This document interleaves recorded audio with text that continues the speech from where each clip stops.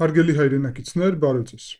Այսօր շատ կարևոր հարց պետք է միասին քննարկենք եւ սա ինչ-որ առումով բացահայտում է, որովհետեւ ես ստացել եմ կարևոր տեղեկատվություն Մոլդովայից, որը վերաբերվում է Հայաստանին եւ նախընտրական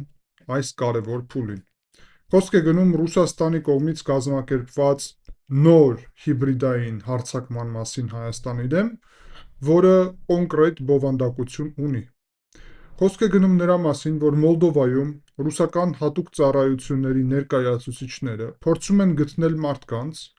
ով կհամաձայնվի, որ գա Հայաստան եւ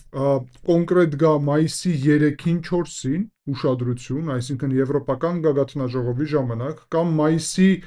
14-ից մինչև 19, այսինքն նաև այդ ժամանակահատվածում, դա էլ նախընտրական շրջանի մասին է, եւ նպատակն է, որ այդ մարդիկ պետք է Նիկոլ Փաշինյանին աջակցեն, միևնույն ժամանակ LGBT բովանդակության հայտարարություններ անեն։ Իրանք փնտրում են բլոգերներին եւ ակտիվիստներին, ով կարող է գալ Երևան մի քանի օրով եւ նկարեն տարբեր այդտեղ տեսահոլովակներ, որոնք կլինեն վարչապետ Փաշինյանին ուղված աջակցության խոսքեր եւ այլն, եւ ամբողջ ծախսերը պատրաստ են հոգալ հենց այդ կազմակերպիչները, որոնք անհայտ են ինչ-որ գովազդի կառույցի կազմակերպության ներկայացուցիչներ են, այսպես են ներկայանում եւ ասում են, որ իրենց գլխավոր պահանջն է, որ Երևանից բացահայտ, ուրեմն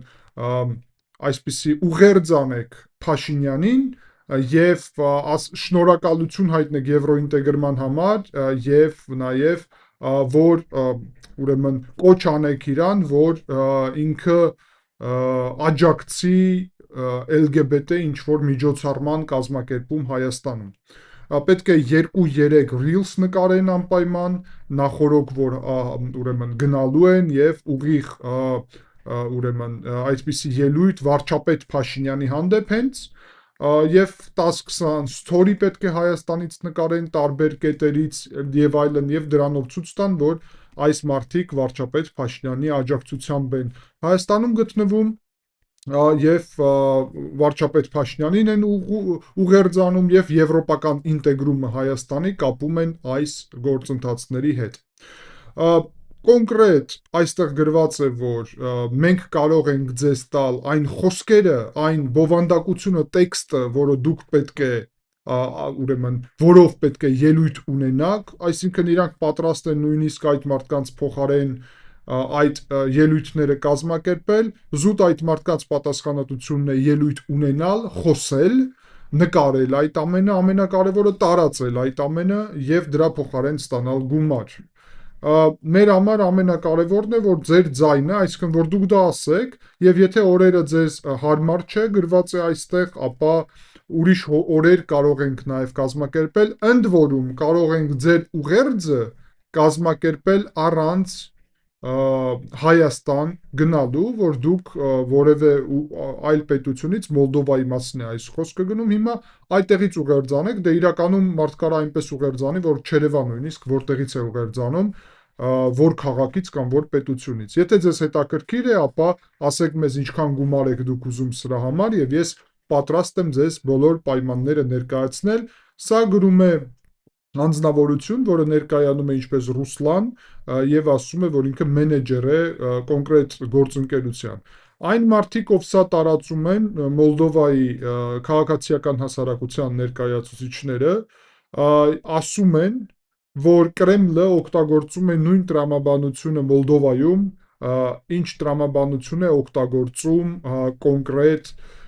Հայաստանում հիմա, եւ Մոլդովայի օրինակով, որտեղ որ իրանք փորձել են Մայա Սանդուին, արևմտամետ, եվրոպամետ առաջնորդին թիրախավորել նաեւ նման թեմայով, բավականին դուք ինչպես շատ լավ հասկանում եք, հարգելի այդքեսը, նուրբ մեր հանրության համար եւ էմոցիոնալ կարող է այսպիսի թեման, ինչպես նաեւ այսպիսի որևէ ելույթ ուղերձ վարչապետ Փաշինյանի հանդեպ լինի։ Ես իհարկե հասկանում եմ, որ սա Կրեմլի հիբրիդային պատերազմի գործիք է, եւ այդ իսկ պատճառով կոնկրետ այստեղ կա իհարկե պատասխանատվություն Հայաստանի հատուկ ծառայությունների, որ ֆիքսեն այս ամենը եւ այս ամենը նաեւ ես հողումը կթողնեմ մեկնաբանությունում, նկարագրությունում նկատի ունեմ եւ ֆիքսելուց հետո իհարկե աշխատեն այն ուղղությամբ, որ կանխեն այսպիսի գործընթացները, որովհետեւ սա կազմակերպված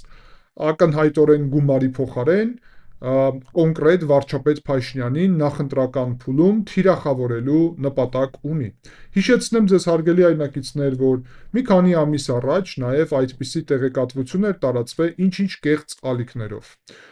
Եվ ամենահետաքրքիրը, որ Վրաստանի պետական կամ իշխանական մամուլը ակտիվորեն լայնածավալ տարածել էր նաև նույն բովանդակության ուրեմն կոնկրետ տեղեկատվություն հիմք ունենալով ինչ-որ կեղծ էջ, որը փաստացի գոյություն չուներ, որ Հայաստանում իբրև LGBT միջոցառում է տեղի ունենալու, որը աջակցված է եւ որում մասնակցելու է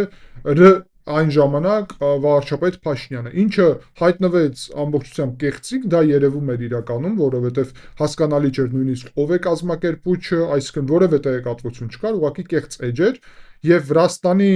ռուսական իշխանությունների, ռուս օլիգարխի կողմից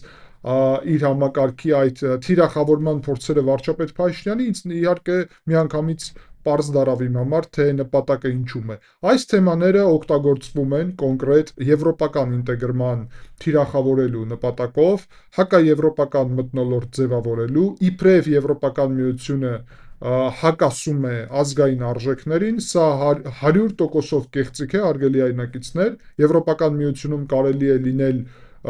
տարբեր ձևի պետություն, եւ Եվրոպական միությունում հիմա էլ կան տարբեր մոտեցումների պետություններ, այս եւ այլ շատ հարցերում, եւ ուստի ակնհայտ է, որ սա ուղղակի նպատակ ունի թիրախավորել եվրոպական օրակարգը։ Ընդ որում, սա ուզում են անել հենց եվրոպական այդ ուրեմն գագաթնաժողովին, որը տեղի է ունենալու Երևանում, շատ կարևոր, Հայաստան-ԵՄ առաջի երկկողմ գագաթնաժողովը նաև, գիտեք, տեղի է ունենալու, եւ դրանից հետո նաև ասվում է, որ ամսվա վերջին արդեն, որը իրանք կապում են նաև ընտրությունների հետ իրականում, որովհետև ամբողջ մայիս ամիսը դա ընտրական գործընթացների մաս է։ Սա իհարկե պատրաստվում է, որ օգտագործվի։ Ես համոզված եմ, որ սա տարածելու է կտրիչ ներսիսյանական խմբակը, ինչպես նաև տարածելու է ռուս օլիգարխի եւ դաշնակցության եւ ուրիշ քոչարյանական այդ շրջանակները, այսինքն եթե դա լիներ, ես հուսով եմ մենք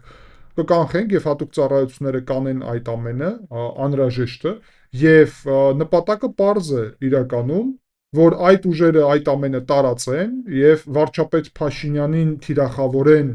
այս թեմայով, ինչպես նաև Եվրոպական միության ինտեգրումը թիրախավորեն եւ ինչպես Վրաստանում շատ հաճախ հայտարարեն, որ մեզ Ռուսաստանի հետ համատեղ արժեքներ է միավորում եւ այլն ընտանեկան արժեքներ եւ դա իբրև Եվրոպական միությունը դրա դեմ է։ Այն փաստը, որ սա գումարի դիմաց օտար պետությունից կազմակերպված կոնկրետ ժամկետով, կոնկրետ սցենարով, կոնկրետ տեքստով տեղի է ունենում, ուղղակի խոսում է նրա մասին եւ Մոլդովայում հենց այդպես էլ գնահատվեց, որ սա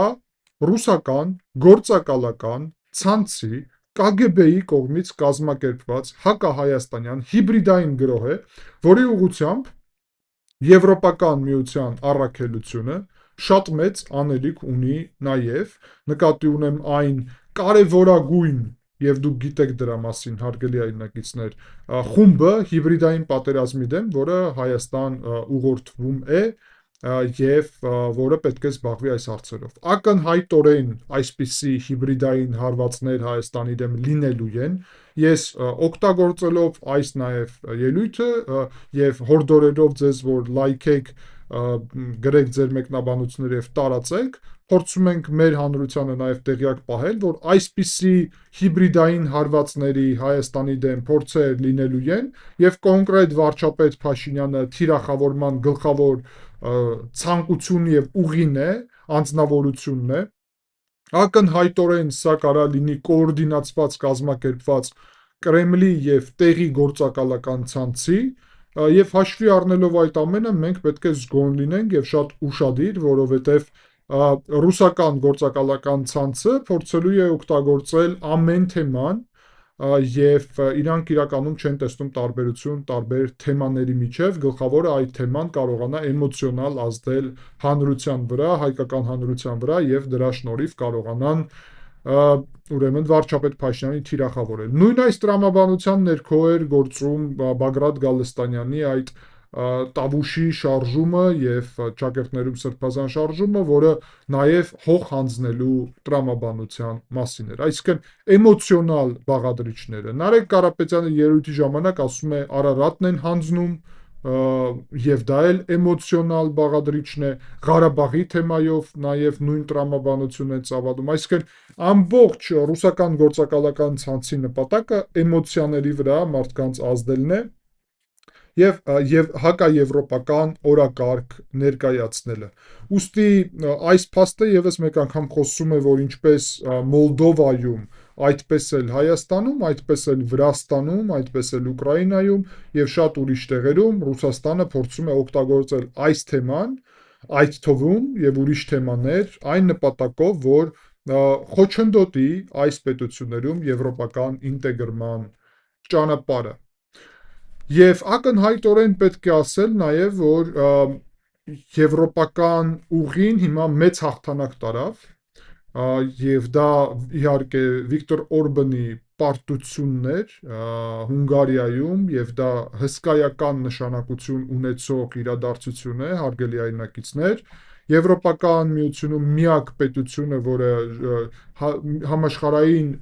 ուրեմն ռեյտինգներով, տարբեր տվյալներով, այդ թվում Freedom House-ի տվյալներով միակ պետությունն է, որը հիբրիդային ժողովրդավարություն է Եվրոպայում, այլ ոչ թե լիարժեք ժողովրդավարություն, դա հենց Հունգարիան է, եւ հիմա Հունգարիայի իշխանությունում այսպիսի պրոռուսական եւ հակաեվրոպական ուժից, որ ինչպիսին է Օրբանը, գալիս է իշխանություն կոնկրետ եվրոպամետ Մագյարը, եւ դա շատ կարեւոր է, որովհետեւ դա առաջերտին ամրապնդելու է աջակցությունը Հայաստանի հանդեպ եւ նաեւ Վրաստանի։ Հիշեցնեմ ձեզ, հարգելիներ, որ հենց Մագյարն էր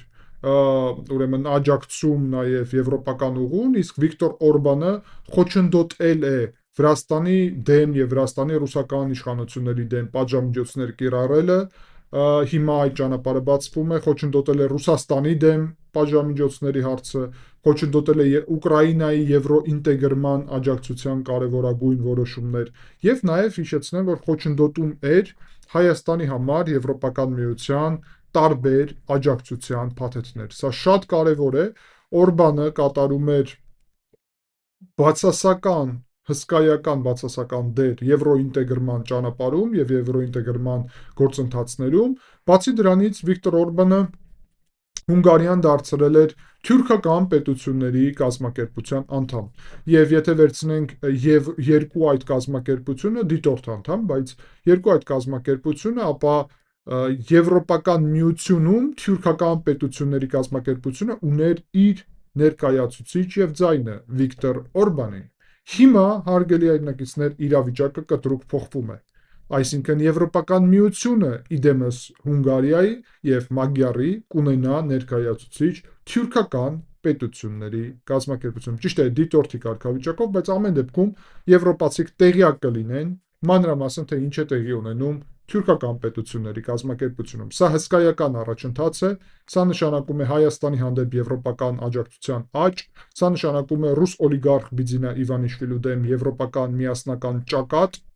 սա նշանակում է, որ Սամվել Կարապետյանի հնարավորությունները նվազում են, իհարկե, եւ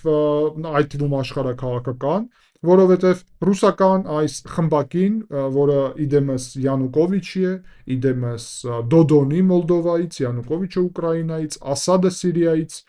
հիմա միացել է արդեն եւ միանում է Օրբանը Հունգարիայից, հունիսի 7-ի ընտրություններից հետո համոզված են, որ կմիանան Սամվել Կարապետյանը եւ Ռոբերտ Քոչարյանը Հայաստանից, դե ապագայում էլ իհարկե Բիձինա Իվանիշվիլին Վրաստանից եւ Ալեքսանդր Լուկաշենկոն Բելարուսից եւ կարծեմ էլ ոչ մեկ չմնաց։ Այսինքն Ռուսաստանի ամբողջ հիմքը հիմա Լուկաշենկո, Իվանիշվիլի եւ հույս ունեն Կարապետյան։ Ուրիշ Ռուսաստանում հիմք չկա, եթե Հյուսիսային Կորեան չհամարենք, բայց դա առաջերտին Չինաստանի ազդեցության գոտին է։ Այսինքն Ռուսաստանը տոտալ պարտություն է կրում բոլոր ուղղություններով աշխարհաքաղաքական եւ հիմա օգտագործելու է ամենակեղտոտ քաղաքական մանիպուլյացիաների եւ հիբրիդային պատերազմի ռոպագանդայի միջոցները նրա համար, որ Հայաստանում կարողանա վարկաբեկել որևէ ձև քաղաքացիական պայմանագրին եւ այնպես անել, որ այդ ռուսական գործակալական ցանցը եռագլուխ օլիգարխիկ պատերազմի կուսակցությունները ուրեմն կարողանան ընդհանուր առումով մեծամասնություն հավաքել, որ Հայաստանը նաև վերադարձնեն իրանց վերահսկողության տակ։ Ուստի հարգելի այնակիցներ, լինենք զգոն, լինենք ուշադիր, չտրվենք որևէ մանիպուլյացիաների, ես չեմ բացառում, որ իրանք կարողանան դա միևնույն է կազմակերպեն, այդ թվում ներսում Հայաստանում գտնեն ինչ-որ քաղաքացիներ, ով պատրաստ կլինի այդպիսի տեսահոլովակներ նկարել, կամ գուցե արտասահմանից բերեն ավելի թաքուն եւ մենք չիմանանք, բայց ամեն դեպքում Հայաստանի Հանրապետության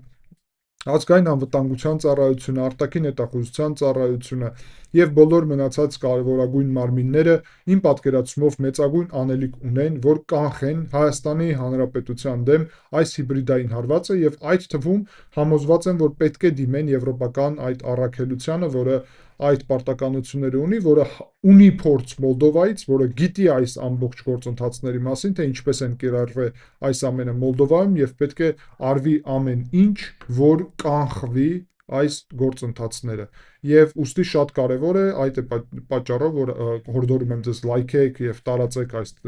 տեսանյութը, որ շատ եւ շատ մեր հարգելի հայրենակիցները տեսնեն։ Շնորհակալ եմ ձեզ ուշադրության համար, շնորհավորում եմ Հունգարիայում Հայաստանի եւ Վրաստանի այդ թվում հաղթանակը եւ հաջորդը լինի հունիսի 7-ի ընտրությունները, որտեղ որ Հայաստանը պետք է հաղթի, իսկ հակահայկական ուժերը եւ արտասահմանից կառավարված այդ գործակալական ցանցը պետք է պարտվի, կեցե ինքնիշխան Հայաստանը։ Կհանդիպենք, ցտեսություն։